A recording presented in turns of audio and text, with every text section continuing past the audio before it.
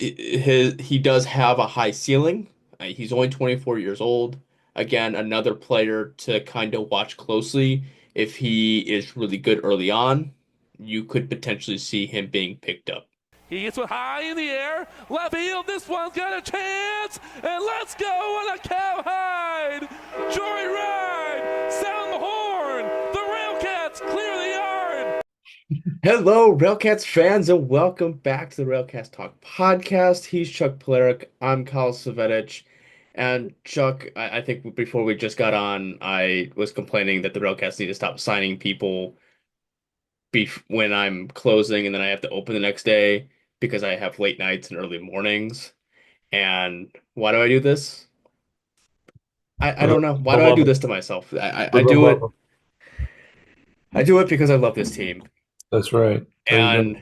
And this week they signed 8 players. We have a roster of 23 players. We were pushed back a day than normal because of the lovely football game that happened on Sunday. Lovely is a understatement. I that's about 4 hours of my life I'm not going to get back, but that's beside the point. So I hope everyone had a fun football Sunday, and yeah, that's all I got. So, anyways, Chuck, how was your week? Um, well, it was entertaining, I guess.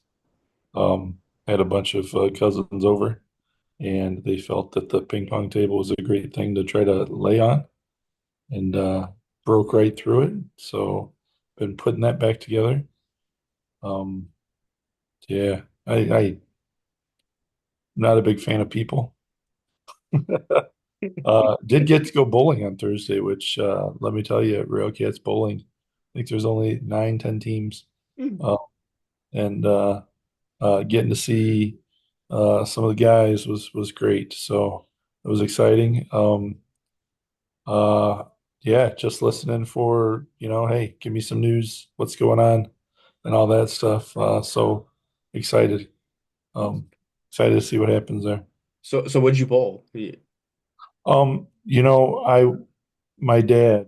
Uh, he's a bowler that regularly hits in the 250s, Hmm.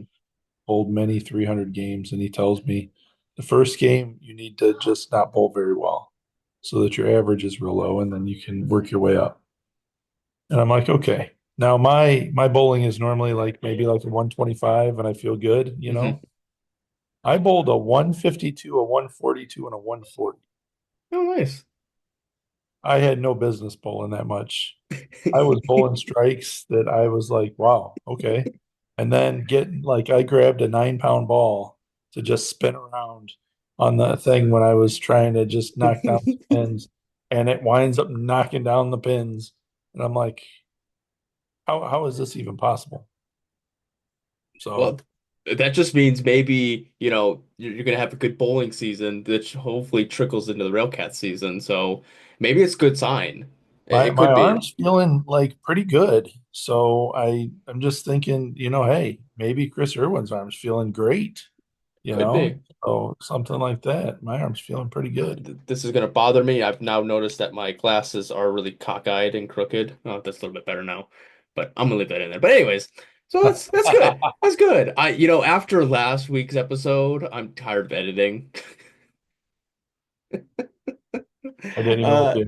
and that's beside the point. That's behind me. A couple of things, housekeeping things for the Railcat side.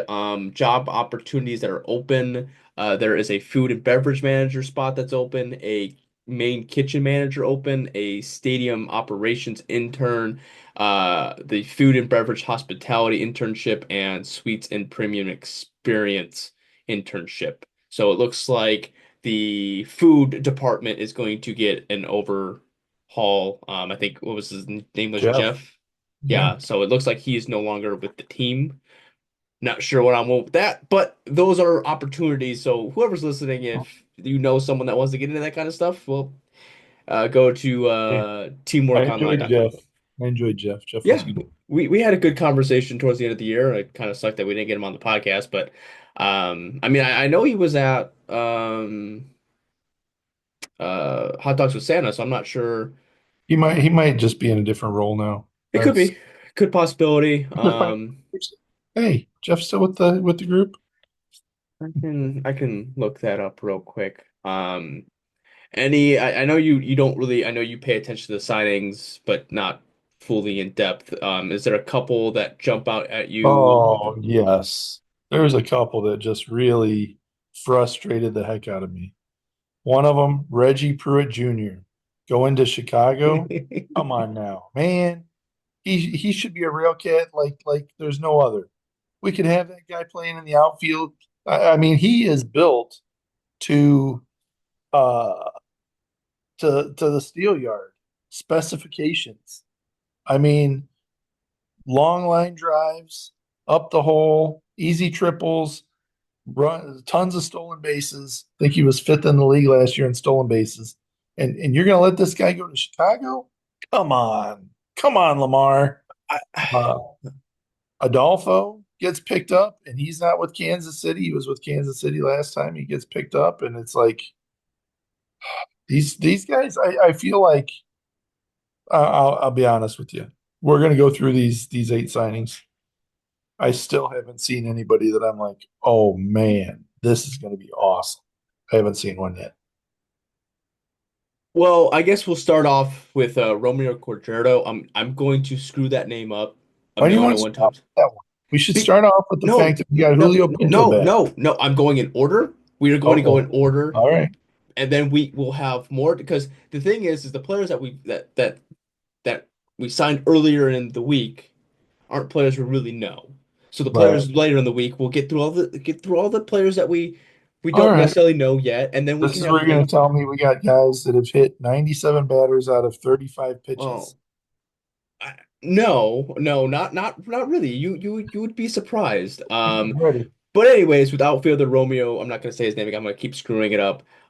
He was an international free agent signing of the Dodgers in 2014. He played 6 seasons in Double A.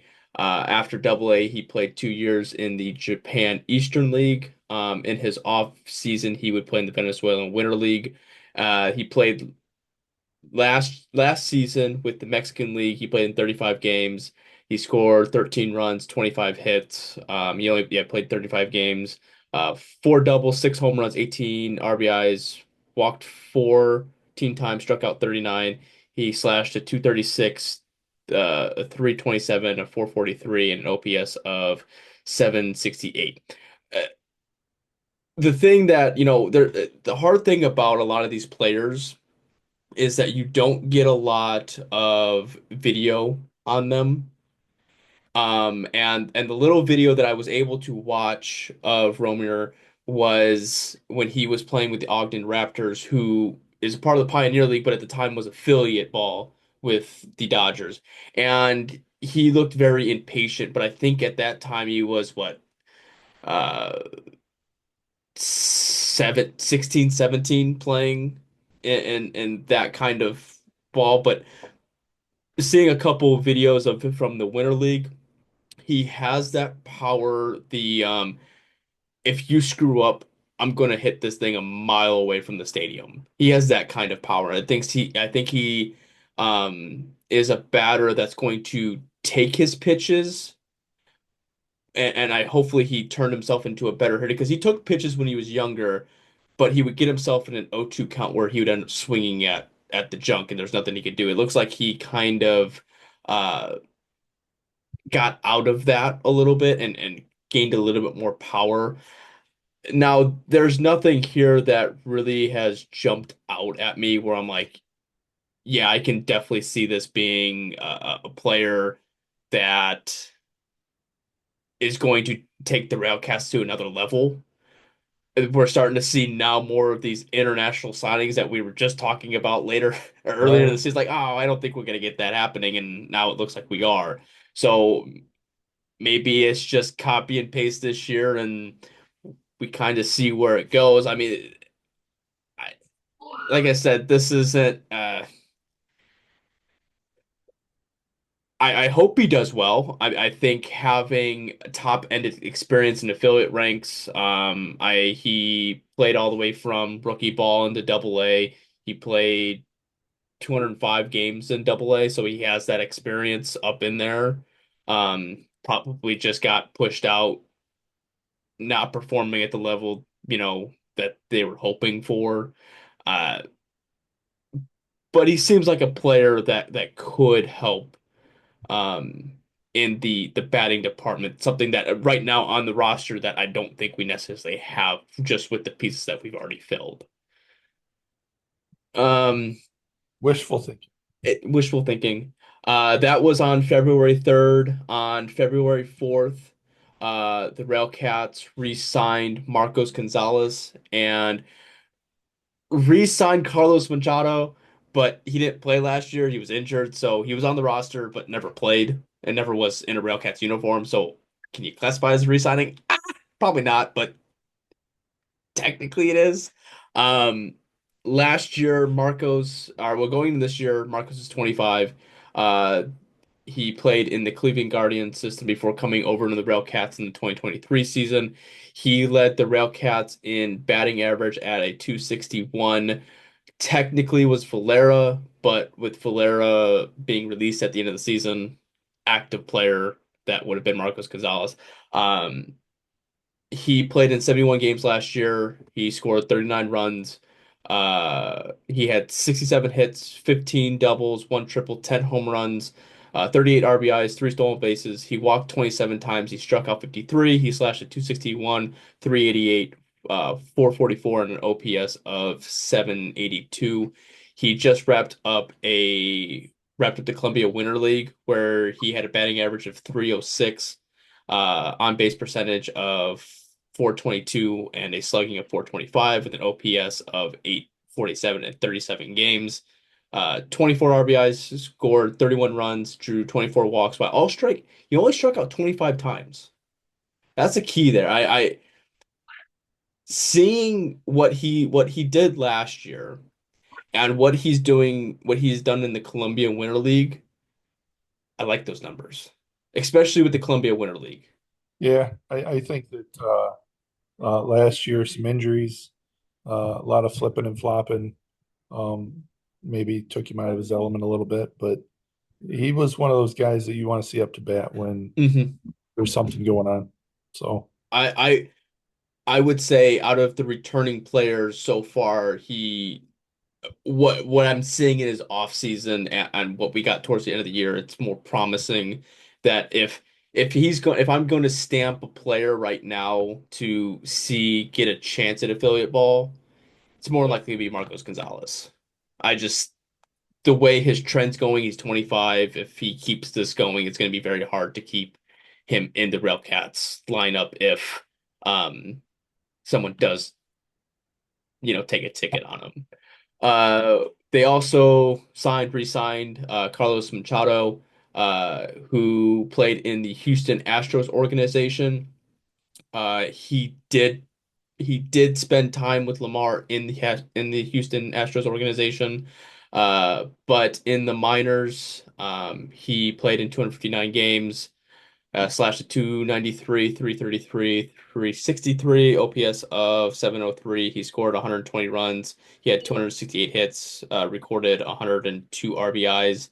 He played in the Frontier League for Tri-City from 2021 to 2022, but he only played in seven of those games, so I'm not sure if it was injury related. I know last year he didn't play because of injuries. I remember Lamar talking about his big power bat that he does have. I want to see if I have anything from because typically if you go to the RailCats website and when they do it, Andrew gets that communication from uh, the player or from Lamar, and he's able to kind of discuss what he thinks. So what Lamar had to say about Carlos was in Carlos' career, he was a 293 hitter over 6 seasons in the minors. I had also become familiar with him from our time in the Houston Astros organization. He's hardworking, a motivated player who is grateful and appreciative of the opportunity to play for the city of Gary. The minor league stats, I'm surprised that he would be released with them having a 293 average. but I think maybe the power numbers quite weren't there. Having a 293 but an OPS of 703, sometimes you want to be more in that 850 to 9 range to be classified as a good hitter to a certain extent. Um, but he all Lamar also said from Marcos about Marcos was offensively as a team we struggled last year, but Marcos was definitely one of the big bright spots. It's unfortunate he needed to miss a month this season during with dealing with personal matters, but I look forward to see what he can do in the 2025 season. That was on Marcos. Yeah. So I like I said, I think Marcos brings you a good bit of defense and offense. He's a pretty he's a solid player, I would say that to bring back in that front. And that was on February 4th. And then on February 7th, there was a trio of pitchers, and that would have been Spencer Adams, who was drafted by the White Sox in 2014 in the second round, Ethan Hankins, who played with the RailCats last season, but he only played in 4 games. He had 3 starts. And then left-handed pitcher Dawson Lane, who played for the YOLO High Wheelers and the Billing Mustangs of the Pioneer League last year. Um, Spencer Adams, 6'3", 171 pounds. He's 28 years old. Uh, he played in 6 seasons from single A to triple A with the White Sox. He, let's see, in his 6 seasons, uh, he played in 120 games. He started in 117 of those games. He had an ERA of 3.93. He gave let's see, I'll skip all that other fun jazz. He only gave up 64 home runs. He struck out 159 batters. He only walked 150 or struck out 159, walked 159. I may have to double check on that one. I might have screwed that up. It was a late night that I did that as well. He only hit 10 batters out of 120 games. Not bad. Only 10 batters. It's positive. He had a whip of 1.3. And he had a strikeout to walk ratio of 2.97 and a walk per nine of 2.2. So that's really good for a starting pitcher, only being able to walk 2 people per game. I mean, that Yeah. he out of the ones that we've signed. I mean, Ethan has high potential. Right. Um, and the arm injury probably kept him away from the affiliate ranks, and he probably has a higher ceiling. Um, than maybe Spencer's would at this point. But I think Spencer having that high end ability playing in the White Sox organization, and now there's a handful of years that are missing in there, so I don't know if he played in the Japan League or played in a different league, so I'm not 100% positive. I don't have like recent stats. This is all AAA stats. But for someone to keep going into AAA and being a starter and keeping the whip to under 1.4 is pretty impressive. Having his ERA below sub 4, that's something I think this has bolstered the rotation, and it would just be interesting to see how that one kind of plays out. Let me see here. If Lamar said anything, because there's a couple articles that sometimes don't have anything. Okay. That's about Ethan Spencer here. Spencer joins our Gary team after completing several very positive pro days in which several MLB organizations have had nothing but positive things to say about him. Making a comeback is never easy. He is definitely on his way with his arm talent, levels of play, compete with the Chicago White Sox, and age still on the positive side of the analytics. He controls his own destination. I'm pleased to welcome him to the club. So the way that makes me seem is that he has been playing baseball for a while, but he's coming back. He's still of age, and if he goes to MLB Pro Days and they're saying hi good things about him, but they probably said we need to see you play more baseball. So Could, this is his gateway could be. um to the Railcat or to the MLB organizations is through the Railcat. So this is something that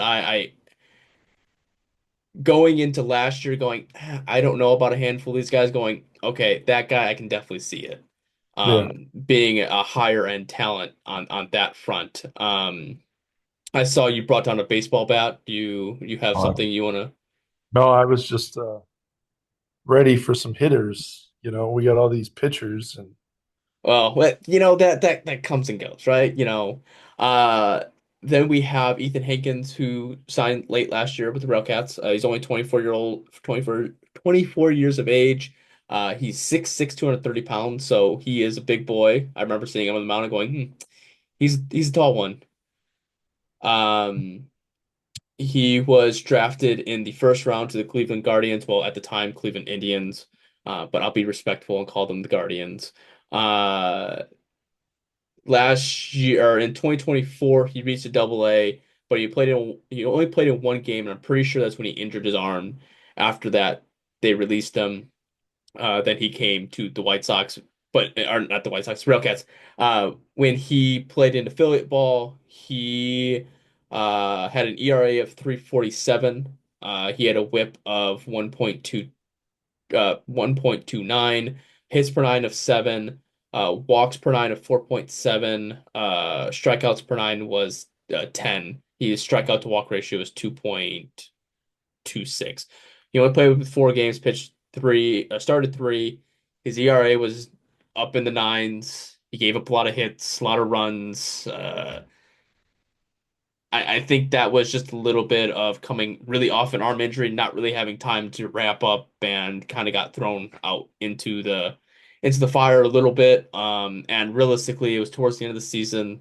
Railcats really weren't playing their best baseball, and it was just like, all right, let's see what you got, and go from there. So I'm hoping with an off season to work with and to recuperate his arm, that we could see his numbers, what you saw in affiliate ranks with him, and with the I think level of competition. I think the problem you have when you come back from an injury, nobody likes to be injured. Yeah. And sometimes it could be pretty scary thing, pretty painful thing, a lot of rehab, a lot of mental uh, questions and mental doubt, and all of that. And I think when you get back out there, it takes a while for you to start trusting that you're not going to hurt again. And so that could quite possibly be what we were seeing from him was hey, I'm not going to trust my body yet. So I'm going to, try to do things without, kind of letting it all out there. And we might see something different this year. So And this is what Lamar had to say about Ethan. Not many pitchers have brought the level of attention from LPB affiliate side as Ethan did during his brief time in Gary in 2024. Coming back from injury from his time with the Cleveland Guardians, he did show some rust, but his level of arm talent was a cut above others in the league. Now physically healthy, positive pro day complete for the MLB teams, and motivated to reclaim his career, I feel the sky is the limit for his future. Again, this is where Lamar's aspect of coming in, of being a guy that's here for his players or the players. The guy's I, coming off of injury. He has high hopes. Again, probably MLB Pro Day. He just came off injury. We need to see you against live hitting in an actual live game environment. He does have a high ceiling. He's only 24 years old. Again, another player to kind of watch closely. If he is really good early on, you could potentially see him being picked up yeah, earlier than later. so he's one of those guys that I think if he starts out looking good, he goes one start, he gets picked up. I mean, he's one of I, those guys that I don't see making much of an impact on the team on the positive side because he won't be there very long. I would agree. It could be a Dane Alvaro situation. He Right. plays a handful of games and he's up and gone. So it's a high possibility. Yeah. And then like I said, this could be a long list of, 8 players is quite a I know. bit What to number go are you on? through. It's got me I like number 12 I out of eight. know. So Dawson Lane, he is 6'5". He's Not 25 re years old. not related to Dawson Creek. No, not that I'm aware of. Okay, good. Um, he is a left-handed pitcher. He played for Montreat College in North Carolina, before transferring over to Florida Southern College in from the 2022 to 2020 to 2022 season. In Florida Southern College, he earned the SSC Commissioner's Honor Roll for the 2021 season, and in 2022, he was named the D2 CCA All South Second Team and All CCS Second Team as well. He was awarded 2 Pitchers of the Weeks. He was in the bullpen before being put in the rotation. He had 8 starts last year or that year in college, his senior year, and had an ERA of 207, which was amongst the best on the staff and was ranked eighth amongst all Division II pitchers. After college, he played for West Side of the United Shore League, and then he went to New York Boulders in 2023. And then Those last stats, season, huh? what those stats look like in 2023. Just briefly, he pitched 55 innings. He had an ERA of 5.07 and he had a whip of 1.6. I'm pretty sure he was more of a reliever in that role. Yeah, it sounds like it. And then last year he played for the YOLO High Wheelers and then the Billing Mustangs. Uh, YOLO, he played in 37. He had 37 innings pitched. He had an ERA of 7 over 7. But with Billings, he pitched in 16 innings and he had a ERA of like 3. How many Just batters per inning per game? I didn't put all of that. Oh, come on, that's why I Well, want to hear. okay, so here's what you this is the part you want to hear, right? Because I didn't want to lull everyone with a bunch of numbers. 'Cause I know I lull you to death with a bunch of numbers. So I try to I'm keep falling asleep already. I try to keep, but in his 3 seasons of independent slash MLB partner leagues, he played in 49 games. He started in 20. He had an ERA of 5.40. He pitched in 126 innings. He gave up 149 hits, 83 runs, 76 which were earned, 15 home runs, 61 walks, struck out 130. His whip was 160, 165, hits per 10 of 10.6, home runs per 9 was 1.1, walks per 9 was 4.3, strikeouts per 9 was 9.3, and then strikeouts to walk ratio is 2.13, and I didn't get batters hit. So let me look that up real quick for you. I keep forgetting that you are the king of how many batters do the RailCats pitchers hit. On a Batters regular basis. on a regular basis. Yes, I forgot that is your That's line of my expertise. that's my statistic today. Um, looking at he that's why I did not write it down because he hit 0 batters. That's Um, in his career, he's only hit 16. So that's why I didn't have that written down for you because you should have had it written down as zero. That's good I news. you're right. I should have written it down as 0. Okay. I Get Ryan over there. Tell him that. Ryan, you got to make sure that you proofread my articles better than what you have been. Thanks. Yeah, I know. Late I'd have to nights, better. late nights. I need someone to pay attention at. Okay, you got it? All right. Okay. You get one piece of beef jerky tonight, not 2. All right, so we're going on the last two players that were signed yesterday. That would be Jose Contreras and Julio Pinto. Right. Looking at Julio, he was one of the backbones of the bullpen. He played in 40 games, pitched in 41.1 innings, which was third because Nate Alexander and Josh Smith were both tied for 47 games played. He had an ERA of 6.75. Um, that was really due to the end of the season. His numbers really inflated. I think that's a lot of overusage Yeah. and high stress pitching. Not a lot. I mean, yes, he was used a lot, but if they're not high stress situation innings, because like he only pitched one inning realistically per game that he played. He didn't really go over that. Right. But it was more the high stress areas that he was throwing. So it was one of those like, eh.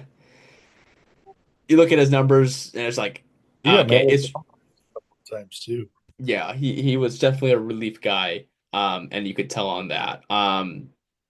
He did play in the Venezuelan Winter League where he played in 15 games. He had 13 innings pitched. He has an ERA of 8.10, and a WHIP almost at 2, and a strikeout to walk ratio of 0.3. That's not something that Yeah. So doesn't. my my thinking on this is I want to I need to see something different. You can't bring back your players, your pitchers from last year and expect. I mean, what is there a definition where you do the same thing over and over and expect a different outcome? What is that again? Insanity. There you go. That's the word I'm looking for. If you're going to do this again and you expect a different outcome, you're insane because it's I mean, hey. So that being said, you bring this guy in. Don't pitch him 40 games. Don't put him out there and have him pitch one inning where he's doing good and yank him. Ride him on those good games. You see things start to get away on a one of his off days or one of his bad days. Yank him quick and let's get a good year out of it.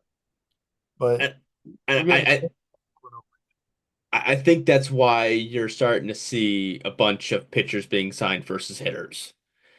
Um, Obviously we all know that there was weaknesses everywhere, but sometimes you have to be able to fill something one way or the other, and I think Lamar is trying to focus a little bit more on trying to fill a complete pitching side and maybe plug and play on the hitting side of things. You know how they always say that defense wins championships, or offense wins you games, defense wins you championships. So if it's more or less getting your defensive side down and worrying about the offensive later, that might be a possibility. So it could be just let's see how many potential high quality guys that we can get either in the rotation or in the bullpen, so we don't have to keep utilizing the same 3 people on games that we have a chance to win. Yeah, but I'm not seeing that. I'm seeing um and I could be wrong. I'm seeing him signing a bunch of the same people and then grabbing young guys that are hurt or might do something. I am not seeing anything from, grab a guy from that's been in the league that's a powerful guy that is a good pitcher. Bring one of those guys in. One that hey, the guy's played in independent baseball for 3 years. These are his stats, and he wants to go another year. Bring him to Gary. Go out and find one of those fish. That's what I'm waiting to see. I think now, granted,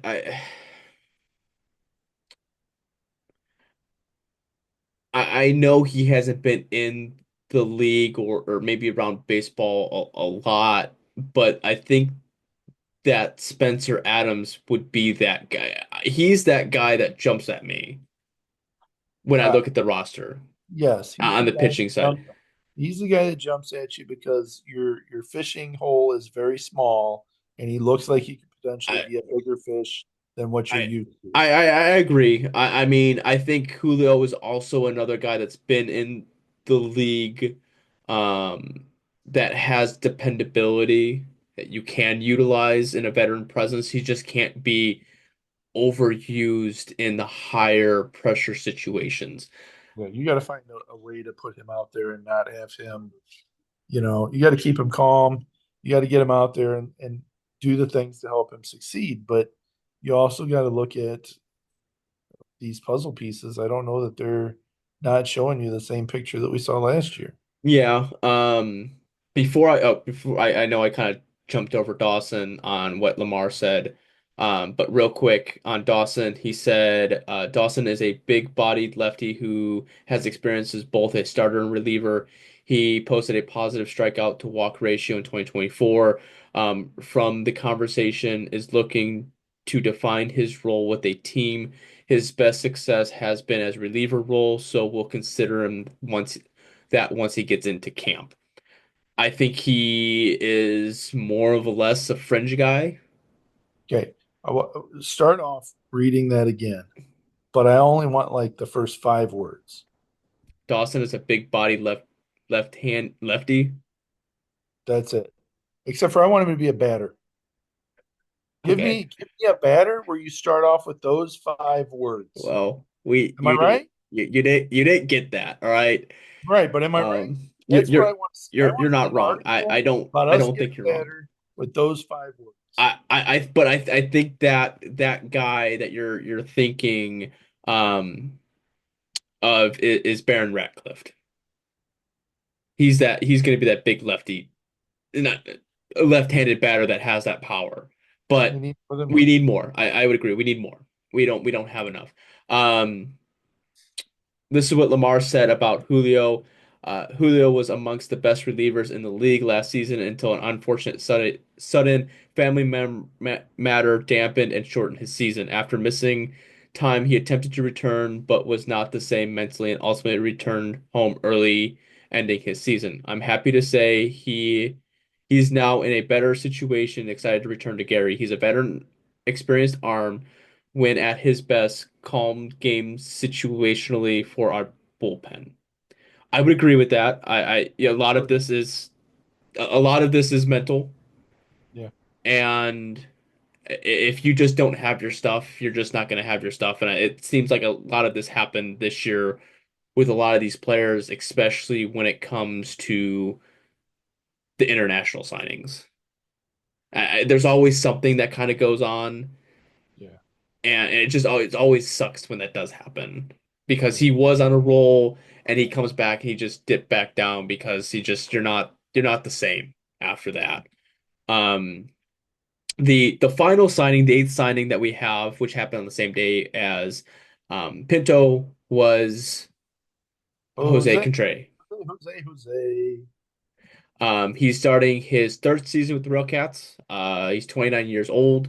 He's played in 111 games. He scored 45 runs, 88 hits, 11 doubles, 16 home runs, 50 RBIs, 26 walks, struck out 130 times, stole 17 bases, a batting average of 249, slugging 229, and OPS of 752.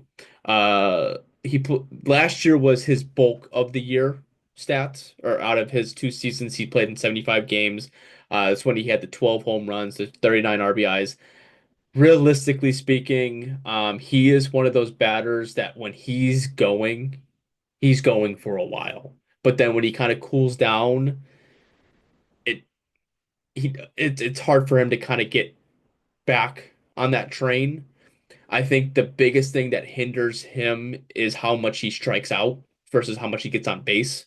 Because, like I said, I last year we needed people to move the line, and he was one of those doorstops that you would get it flow going, and it just ultimately stopped because he struck out, or the case may be. I'm not taking that away from Jose because I'm pretty sure what was it, um, Lincoln. I can't remember what ballpark he absolutely smashed the ball that pretty sure it's still coming down at this point in the year. Well, Um, Jose is I'll be honest with you. Jose is a great guy. Um, I love seeing Jose out there playing. mhm. I absolutely hate him playing first base because I don't like the way that he plays first base.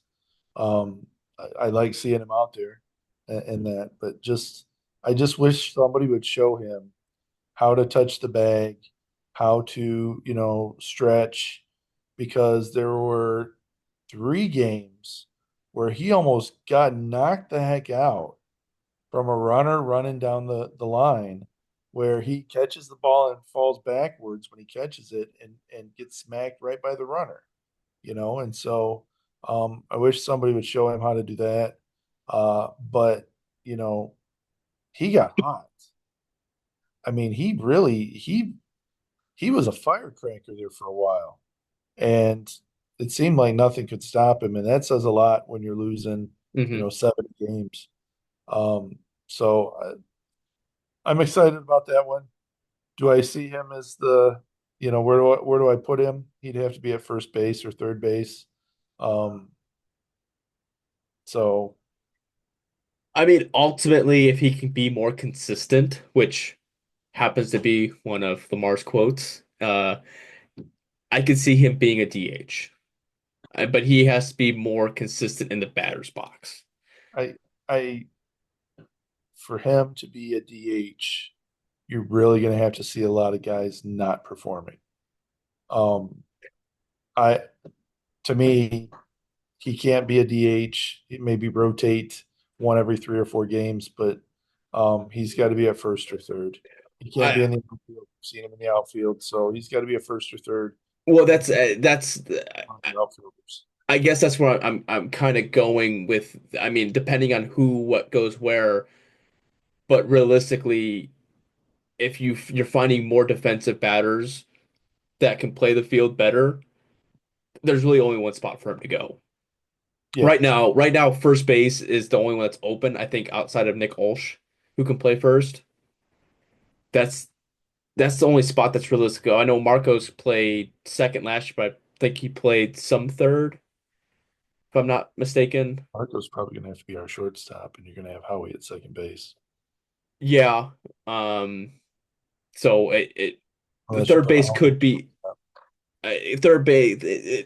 That's still kind of we're still kind of in that jumbled mess. We have way more pitchers than we do have hitters at this point. It's still a jumbled mess. I don't think it's a clear definition of where everyone's gonna kind of be at. I mean, that's Oh, but we're almost out of roster spots. So we I are, think but we're gonna probably we pick up listen. one more guy. We're at 23.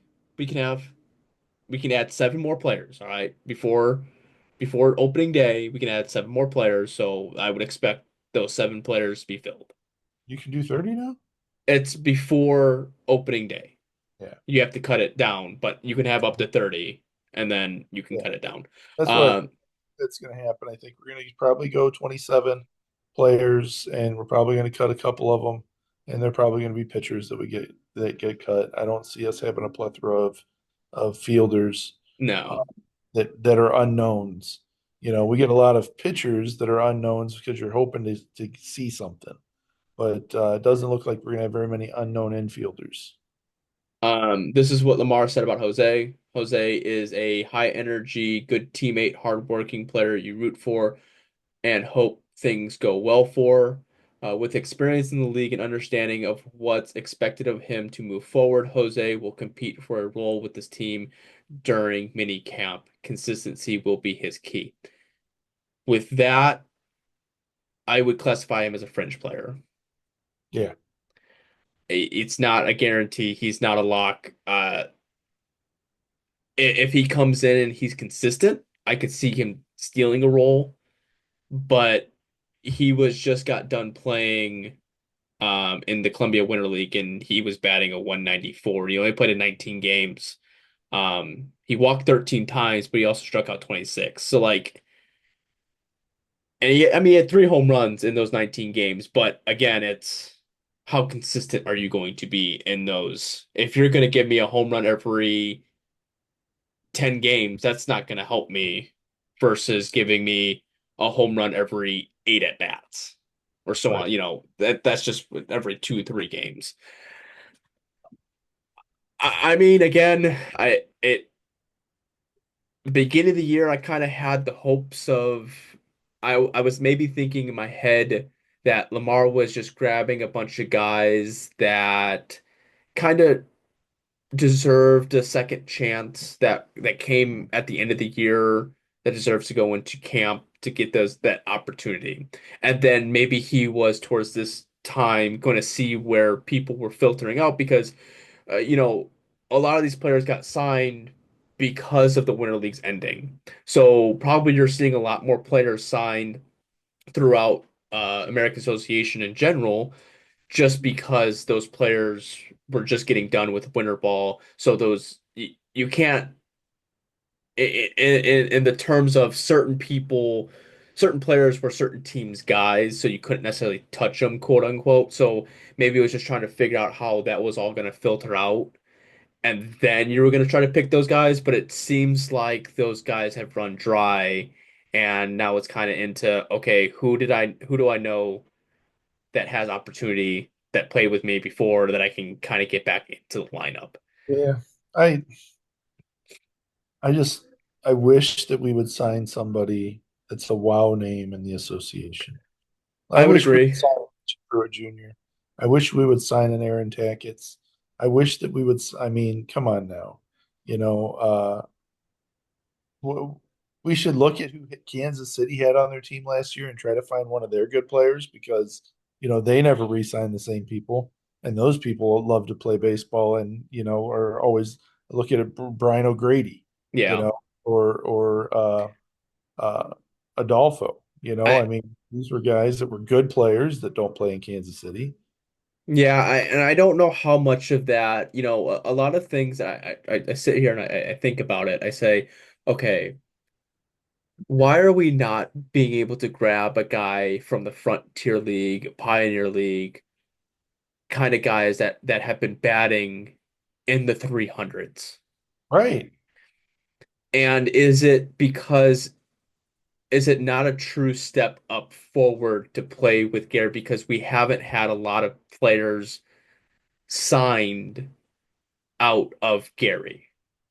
And I mean, I get having that big name player that's going to sign with the RailCats, but I think those big name players are grown within a little bit. A lot of those players that kind of stay with the same teams, Yeah, I know. I know.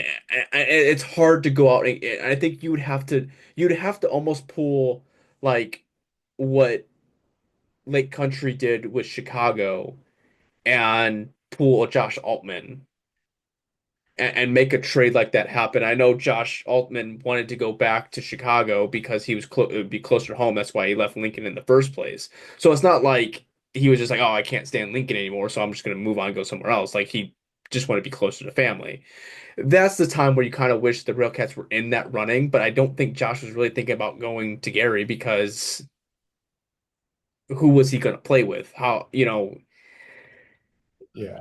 Eh, Yeah. No, we got that's there's so many different variables that you know you, we find some really good guys, right? And we've got a pretty good um resume when it comes to being a team, right? And then as I'm sitting there watching these games, we've got guys that are just jawing their lips at the other team and kind of makes you feel like maybe we're just not um other teams don't look at us as a very positive place to play because of that. A lot of getting into fights and stuff like that. And I think all of that kind of plays a role in trying to recruit guys from other teams and having a Josh Altman want to come to Gary. So I don't know that Gary is one of those teams where people are like, hey, this looks like this would be a fun place to play for. But maybe that's why some things have changed. You know, I don't know. I feel like the other team players, uh, see how discombobulated Gary was last year, mhm. and it makes them not want to be a part of that. I would agree. And Um, how do you rebound from that for this year? Maybe that's the problem. yeah, that's a tough task to pull from. A lot of it is, we see these other teams keep these players consistently, and you can see why they keep them. but you see us bring back players and you kind of go, why did we bring them back? Right. And that's nothing. It's nothing. It's nothing against the players them themselves. It's just the numbers aren't there. And Right, right. I'm all for giving people second chances, but second chances turn into third chances, that turn into fourth chances, that turn into fifth chances. It's just like, Well, okay. The thing is that you know, you could have a decent bullpen, and you could have, if you broke it down by guys, you could have five solid number three, four starters. mhm. Okay. On any other team, they'd be on the team and they'd be a three or a four starter. Okay. But we decide we're going to have a whole roster full of three and four starters. And same thing goes with our hitting. Hey, Contreras might be a great number seven, number eight hitter, right? Um, and get some, hey, you get some decent pop down there, and it changes the game. Uh, but we've got what, five, six other guys that are number seven, number eight hitters, and there's not enough spots. I'm waiting for that number three hitter. I'm waiting for that number one hitter. You know, uh, that kind of thing, and we're not getting that. Yeah, I guess we just kind of have to play it out, or we can wait about 18 years until my son decides that he wants to play professional baseball, and maybe by that time he'll be good enough. Are you making it official? Well, yeah, I already posted on Twitter. Doesn't Nobody reads that You're stuff. right, you're right, and I put it on Facebook too. But yeah, Nobody reads that either. you're right, it's Congratulations official. on a Yes. boy. I would also say congratulations if it was a girl. So really, my congratulations is the same congratulations it was 2 weeks ago, 4 months ago. Well, let's just say the closest highway to me is 65, and if it was a girl, I might be playing with a tennis ball in 65. But that's beside the point. No, either way, in kind of take it off topic of the RailCats, more of personal matters. Me and my wife have been through a lot with this, so even if it was a girl, we were just happy to have a healthy baby, and that's all that we really care for. So either way, jokes aside, that's the biggest thing is that we can get through the 9 months and have a healthy baby at the end of it. That was my first child was a son, and I had the same thought: was he's going to play baseball, going to get to do this, going to get to do that. Really excited, and one of my little league coaches, who was a family friend, said, "Oh, you're having a baby?" I said, "Yeah, and it's going to be a boy." And he goes, "Who cares? You just want it to be healthy. It's all Yeah, that matters right now is healthy." And I was like, "Yeah, but," and then I started thinking about it, and I was like, "Yeah, that's like, I'm thinking way down the road, and really, I just need to be grateful that I have a healthy baby right now." yeah. So, but yeah, it'll be a baseball baby. Well, or maybe a football baby. I don't really know because baseball season ends around August, football season starts around August. So, it's still in baseball Maybe, season. maybe it'll be the first championship baby for the RailCats. Maybe. I mean, that's what I'm thinking. Get a little baby ring, bling bling. Come on I now. I know. I see. I wasn't paying attention. When I went to the team store, but my wife's like, now I gotta get a freaking onesie, and I'm like, I don't remember seeing onesies there, and she goes, no, they're there, and I Oh, said, okay, well, I guess I don't have to go on Amazon and create one and then have a onesie for my baby. So, yeah, that's probably gonna be the first purchase besides a hat. I always buy a hat, and then it'll probably be a onesie. So, that's great. That's great news. Great news. yeah. Yeah, so we got a lot to look forward to for as RailCats fans. You've got a lot to look forward to in your life with this family growing by one. And I mean, there's a lot. There's a lot to look forward to. So, hey, let's keep it on the positive. Let's uh we got some new blood coming in. It's gonna be great. Um and I'm really looking forward to I know some people that haven't bought their season tickets yet, me being one of them. Mine's Um coming on Friday. your season ticket? You're Yeah, buying it Friday? yeah. I'm holding off because they always have a special sale that comes at some point in time, and I'm waiting for that special sale. And I've been in talks with, uh, well, been in talks with somebody at the RailCats about maybe getting us a special deal when you buy something, you get something type of thing when you mention our name. Uh, so we'll see. We'll see what happens. We'll see what these bowling days bring. Oh. Well, Chuck, do you have any final thoughts for this week? No, it's cold, man. It's gonna get cold. It's gonna snow. Can't we just play some baseball? Yeah, it's gonna snow and I gotta freaking work at night. I want to. I bowled pretty good this week. A 52, a 42, and a Mhm. 40. Normally, I bowl like maybe like a 120 if I'm lucky, right? I bowl out of my mind. So I've been on eBay looking at bowling balls, and they have bowling balls that are baseballs. Ooh. And I thought, how cool would that be? Problem is, they have some pretty crappy teams logo on the baseballs. Mm, So I don't think I want one that has Cubs logo. Don't think I want one that has a Mets logo. Would love to see a bowling ball with a RailCats logo. That's my thought. or just a baseball style in general, like just a white with the seams. Yeah, That that would be cool. that would be cool. And instead of that, this is what I got, and I'm going to show it out there for everybody so that everybody can see how cool my latest purchase is.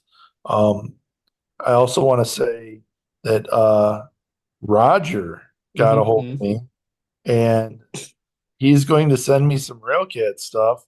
I am excited to see that. This is what my new bowling ball is going to look like. Nice. So, yeah. Well, my final thought is a pitch to buy again family season passes for the Railcats because you go to Chicago Cubs, they're gonna gouge your eyes out for your money, right? And the White Sox just put out a ticket package for I think it's like $125 for like 27 games, right? That's just one ticket. When you break it all down, it's like $4.50 per ticket. But you go to the RailCats, you get $250, gets you 5 tickets and 50 home games to the RailCats. So I think this Oh, year we just boycott the MLB in general and you just go to the RailCats games. here's the thing. You can go to let's just compare the White Sox, who had almost the same record as the Railcats last year. Equivalent. So it's an apples to apples.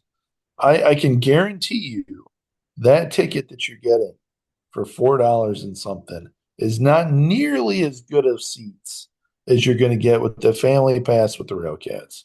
So I mean, come on, you could. I'm going to let you in a little tip on how to go for free. Okay, buy the family pass. You get 5 tickets per game, and then sell 10 of the tickets or give 10 of the tickets to the guy to mow your grass or whatever it is to recoup some of that money. And come on now. How could you not do that? You're not going to a game. Give those 5 tickets to somebody for them to go and have a good time. Yep. It's a no-brainer. It's no brainer. That's a pitch. So, with that being said, that'll wrap up this week's podcast. I hope you enjoy the rest of your day, rest of your evening, whenever you're watching this, and go Cats. Oh, and ask for Alex when you buy your tickets. Tell him Chuck sent you. The 0-2. Swing and a miss, strike three. Wrap this one up in green and white.